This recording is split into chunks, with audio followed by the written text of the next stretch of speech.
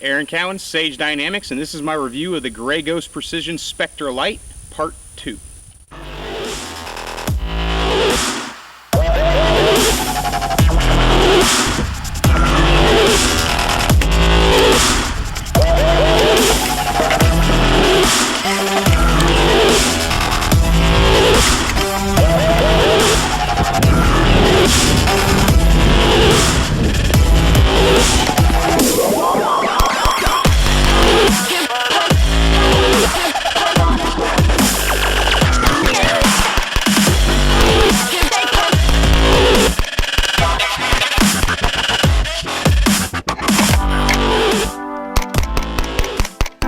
Now, if you remember from the first review, the only problem I really identified with the rifle was their proprietary charging handle, the Slide Lock SL400, this right here. It would unlock during firing and reciprocate with the bolt, which is an issue. It's a small issue, and obviously for me, I said in the first review, I would probably just take that charging handle out and replace it with a Msrp or whatever. But Gray Ghost felt strongly enough about it that they sent me a replacement handle. This is the old handle. The new handle's in the gun. It's what you're going to see during the review. Never one to pass up an opportunity to fire another 2,000 rounds. Gray Ghost Precision supplied me with a lot of their 55 grain remanufactured ammo for the review. So this review is not only a part 2 to this rifle, the Specter Light, but it's also, I guess, a review of Gray Ghost Precision's ammunition.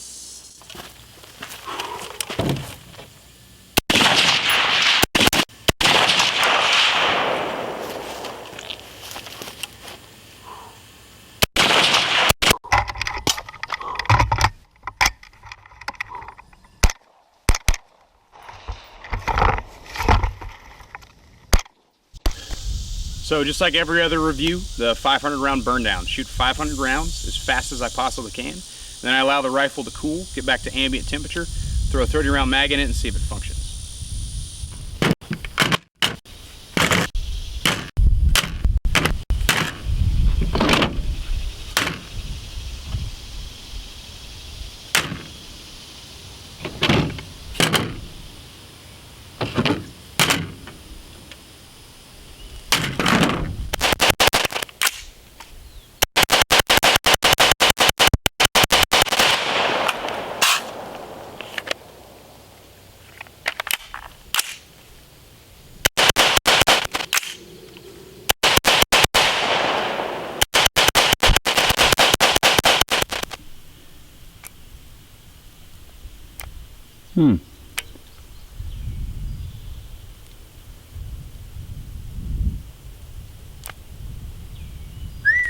Now, I was a little apprehensive about the second burn down because I did one during the first 2,000 rounds of first review.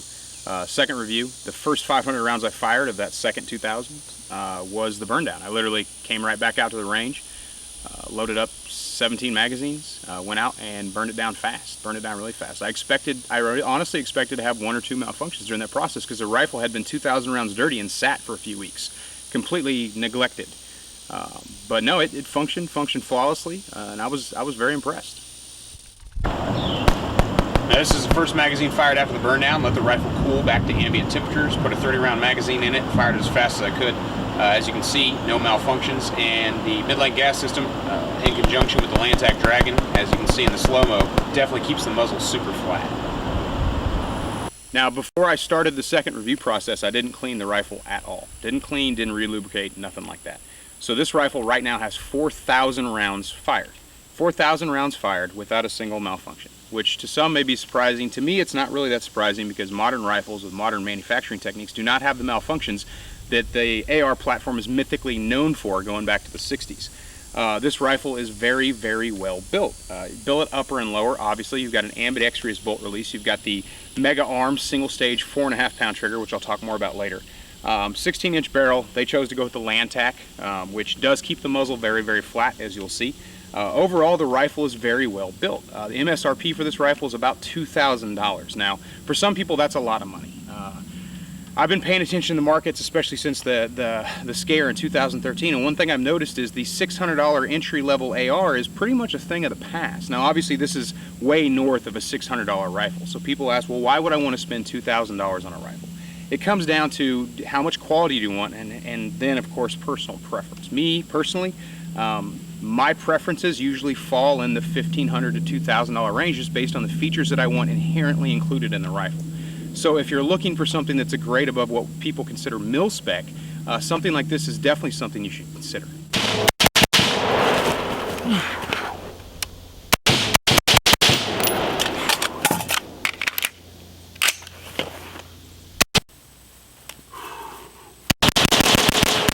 Now, the charging handle, their proprietary charging handle that came to me with the rifle originally, the first review, there was a problem with it. If you watch the first review, you know exactly what I'm talking about. If you don't, I've already kind of shown you.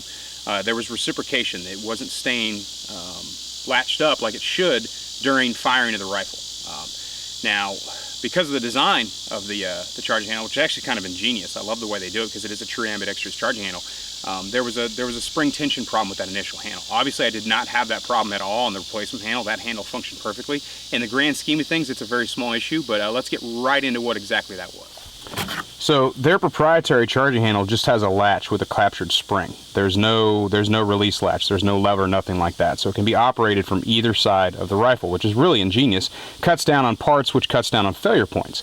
Now this is the handle. This was the first handle that came to me, and the problem with it was it would reciprocate as the bolt fired, as the weapon cycled. Now it wasn't a consistent problem, but it was consistent enough that it popped me in the nose a few times and it was an issue. It's been fixed. As you've seen already through some of the video from part 2 of this, I did not have that problem with the second charging handle. That's pretty dirty. As you can see, they are identical. I think the issue was fixed just by including either a stronger spring or perhaps the spring in this one was defective or something like that. But with the second handle, I can proudly say, and I guess Grey Ghost Precision can proudly say, that during the second 2,000 rounds, total 4,000 rounds fired, I didn't experience a single malfunction, ammunition or mechanical related to the rifle. It functioned flawlessly and it continued to shoot accurately even as the barrel got into 3,000, 3,500, 4,000 rounds. So what sets this rifle apart from, say, something comparably priced? Well, obviously the ambidextrous bolt release is nice. I wish it also functioned as a bolt lock so I could lock the bolt to the rear with it, but it just doesn't function that way.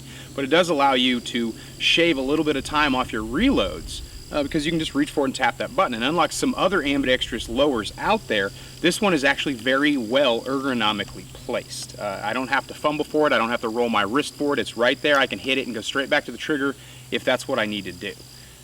Speaking about the trigger, it's a 4.5 pound single stage, which is, some people might be a little weird because usually triggers in the 4 to 5 pound range are 2-stage triggers. What I like about this trigger is even though it's 4.5 pounds, I have the ability to run it really, really fast if that's what I need to do, but it also allows me to use it for more precise fire. One thing I notice on my other single stage triggers, like my CMCs and stuff like that, is they do, to a certain degree, a small degree, complicate precision fire. When I'm walking the crosshairs onto a very precise point of aim, there's no wall. It's uptake and then break, and the rifle fires, which is what it's supposed to do. But with this 4.5 pounds allows me a lot of pressure, and once I got used to the trigger, I was able to feel it out and know exactly when the trigger was going to break, and it did allow me to perform to a slightly higher degree of performance when it came to precision shooting out to 100, 200, 300 meters.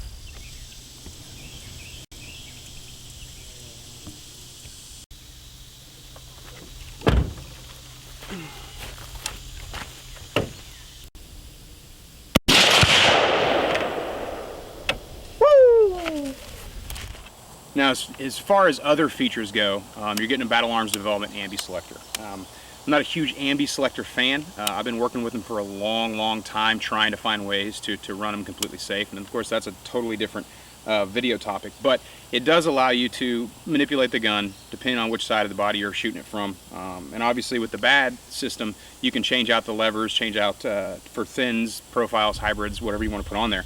You got Magpul furniture, which is always welcome. Magpul pretty much, to me, in my opinion, is really setting the standard for your general purpose, intermediate purpose, and even precision. They offer precision line as well, so the Magpul furniture is definitely a benefit. And then it's got a 7-sided Keymod Rail, which is super awesome. It allows you to add more grip panels or whatever you're going to use to increase heat protection if your gun's going to get hot. And if you run your gun in a class or you're practicing any drills where there's a high round count, this rail, all rails are going to get hot. No matter how good the rail is, no matter how thick the rail is, whether it's made of 60-61 or 70-75, doesn't matter what it's made of, eventually it's going to start to resonate that heat and it's going to start to become pretty uncomfortable. So me, I use rail scales. They, to a certain degree, I mean, they're not going to completely prevent the transfer of heat. Once you get a gun hot enough, heat is heat. But they do allow me to run my hand in my preferred shooting position for longer than some other things out there. And being able to put them on more than just 3 sides of the rail is an added benefit.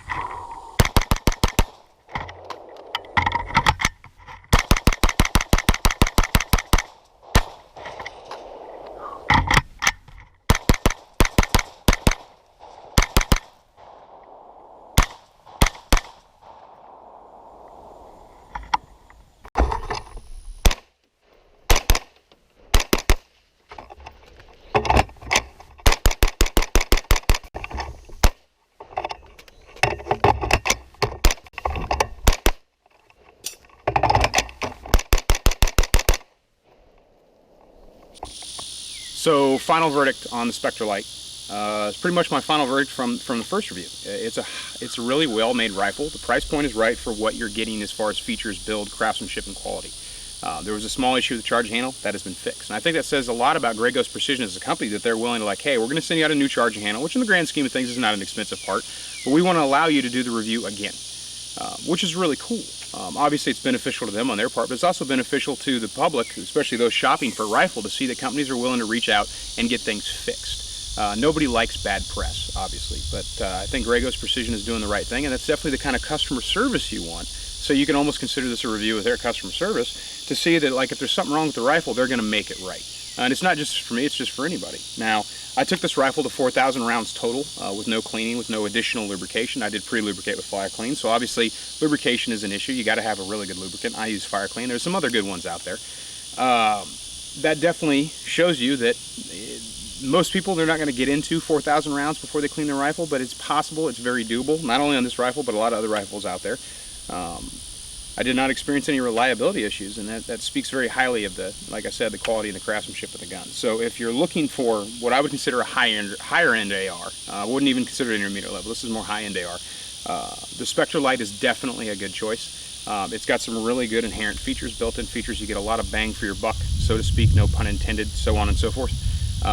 So it's definitely something you should consider if you're in the market and you're shopping for a replacement rifle or for a new rifle, or you're looking to go for a higher quality or higher expected performance rifle.